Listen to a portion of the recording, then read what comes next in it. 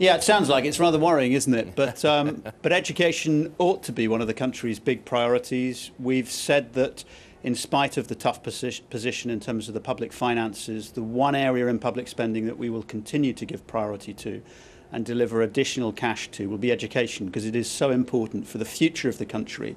And even as we take the tough decisions to get rid of the huge public sector deficit, we need to be investing in the long-term future of the country, getting education right. Could you explain to me why it is such a sacred cow? The Conservatives, the reason we ended up talking to Ed Balls about this is that they have not promised to ring-fence education budgets. There is a letter in The Guardian today, 51 head teachers saying, you know, Labour will do that. Why is it such a sacred cow? To people who are saying, well, look, you know, everything has got to be chopped and changed, why not education?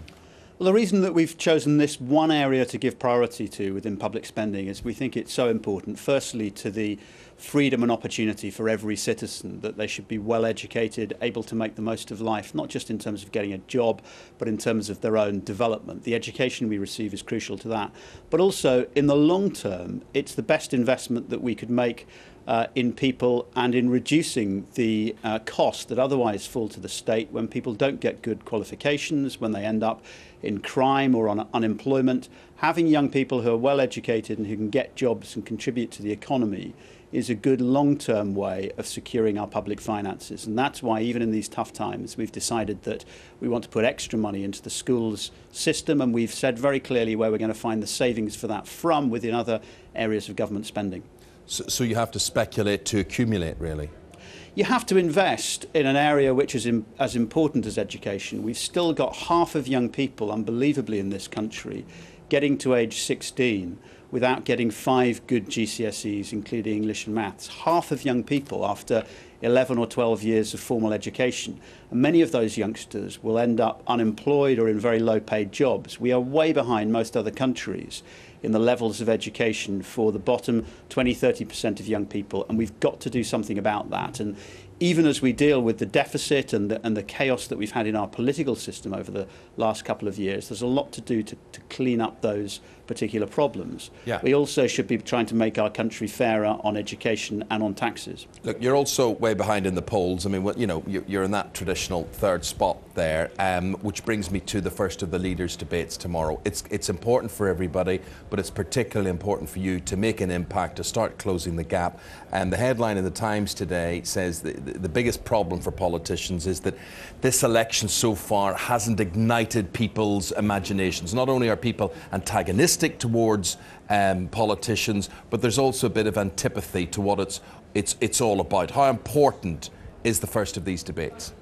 I think the debates are crucial, and obviously it's a huge opportunity for us because Nick Clegg will get equal billing with Gordon Brown and David Cameron. It is an opportunity for people to hear more about our policies, because quite often these things are presented as a two-party row between Labour and the Conservatives. During general elections, we get the opportunity for people to really hear about our policies. We're starting actually with quite a good base in the opinion polls, 20–21% in many of the polls today. But I hope that when people see Nick and hear more about our policies, that we will do better. And I think you're right that at the moment, the public are pretty sceptical about politics in general. We've had a very difficult time over the last couple of years with the shambles of MPs' expenses, and that has turned a lot of people off politics. And I think it means that there's greater fluidity than ever before amongst the population, more willingness to look at the different parties and for people to shift parties. And I think this first debate will be particularly important. I wonder, will you be willing to give us a bit of an insight into all of this to increase our interest in all of this? Because you know, you all have to prepare. Can you give us a bit of an insight as to how Nick Clegg is preparing for this? Because a little birdie tells me that you have a key role in all of this, indeed a bit of role play. Well, it has been mentioned that all of the party leaders are doing some sort of practice sessions to get familiar with the style of this. And yes, you're quite right, if this is what you're going to ask me next, that my job is to play David Cameron to Nick Clegg's Nick Clegg. And that's been pretty difficult because the rate at which Conservative Party economic policy has been changing over the last few weeks. I've had to be sort of rebriefing myself every single day. But I think Nick will do extremely well. He's a very bright guy. He's very passionate about the 4 key priorities that we've identified as a party.